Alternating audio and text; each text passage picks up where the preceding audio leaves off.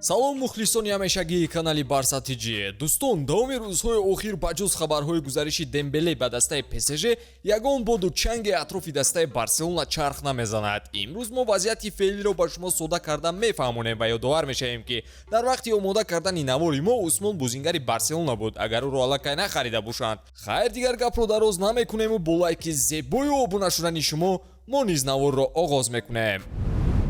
дӯстон, ёдовар мешавем ки навори мо бо дастгирии ширкати 1x омода шудааст. ҳама гуна рақобатҳои футболиро маҳз бо хизматрасониҳои ширкати 1x ҷолибу диданӣ гардонед.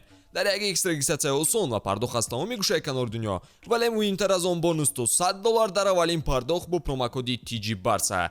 силкаи зарурӣ дар комментария. Ба ҳама муваффақият.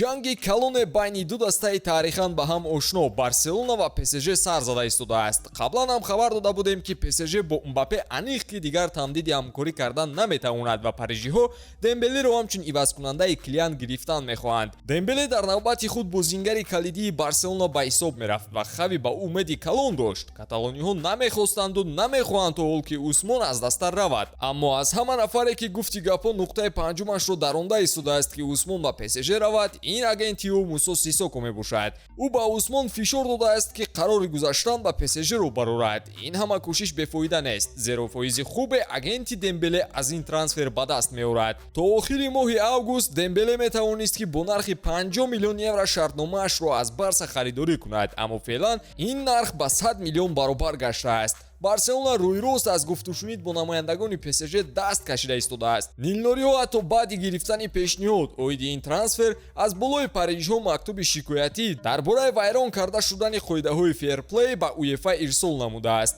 аз президенти даста то ба директори варзишию сармураббии Барса ҳама дар алоҳидагӣ бо Усмон вохӯрӣ намуда чӣ қадар муҳим будани ӯро дар нақшаҳои оянда фаҳмонидаанд, вале ба назар ин ҳеҷ фоидае намерасонад. ҳамаи кор дар дасти худи Дембеле аст ва боқӣ мондан ё гузариш ба ПСЖ-ро худи ӯ тасмим бояд гирад. Усмонро бо ин иллат бояд ки ҳамроҳи даста ба Лас-Вегас намебурданд, вале ин кор амалӣ нашуд. Барселона аллакай дар Лас-Вегас қарор дорад ва бояд ки бо дастаи итолиёвии Милан бозии дӯстонаи навбатиашро доир кунад. ёдовар мешавем ки ПСЖ омода аст бо Усмон Дембеле шартномаи 5 сола ба имзо расонад. ҳамчунин дастаи талабгор розӣ аст ки 50 миллион евро барои ба даст овардани шартномаи Усмонро ба Барселона пардохт кунад. дар яке аз манбаъҳои хабарӣ шоҳид шудем ки менависанд Барселона аз фурсат истифода бурда Мбапперо мехоҳад ба даста ҷалб кунад. аниқтараш бар ивази Мбаппе яку якбора се футболбозашро ба ПСЖ пешниҳод кардааст ки онҳо Дембеле, Рафиня ва Гави будаанд. аммо чун парижиҳо ба дигарон эҳтиёҷи калон надоранд, ин вариантро рад карданд. гуфти бобои ғулом ки ин чизро фикрам накунед. айни ҳол Барселонаро харидани Мбаппе бештар ба ҳақиқат наздик аст нисбат ба Мбапперо харидани Барса. хави оҳиста оҳиста худро омодаи аз даст додани яке аз ҳамлагарони асосияш карда истодааст. Фабрицио Романо ҳам тасдиқ дорад ки Усмон шартномаи пешакӣ бо ПСЖ бастаасту баъди бозӣ бо дастаи Милан Усмон ба Париж хоҳад рафт. хай чиам гуфтан мумкин? рафт. акнун ба ҷои гирьяву нола бояд ки хариди ҷиддие омода кард. ба гуфтаи занакои лайёби соҳили Барселона, варианти овардани Витор Роке дар ҳамин тобистон бештар мавриди назар қарор гирифтааст. Роке бозингари Барселона аст, вале тибқи қарордод ӯ бояд ки дар моҳи январ ба Барса шомил мешуд. рафтани Дембеле ва сабукии иқтисодӣ гирифтани Барселона метавонад корро ранги дигар диҳад.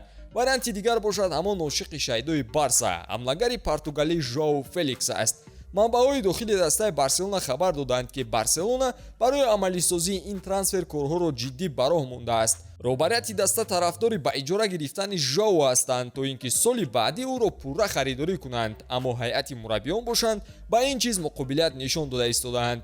оиди Дембеле боз як чизро бояд қайд кунем ки ӯ дар Париж 3 баробар бештар, яъне ки атрофи 20 миллион евро дар як мавсим маош хоҳад гирифт. аммо Барса барои бозингар 50 миллион қабул намекунад. онҳо ҳамагӣ 27 миллион мегиранд, ана боқӣ мондааш бошад фоизи хизматрасониҳои агенти футболбоз мешавад. хулоса ҳама вазъи феълиро фаҳмидед. акнун ба таври расман тасдиқ шудани хабарҳоро шоҳид мешавему халос. ба ҳамин тамом дӯстон, то наворҳои баъдӣ тансияту хонаобод бимонед.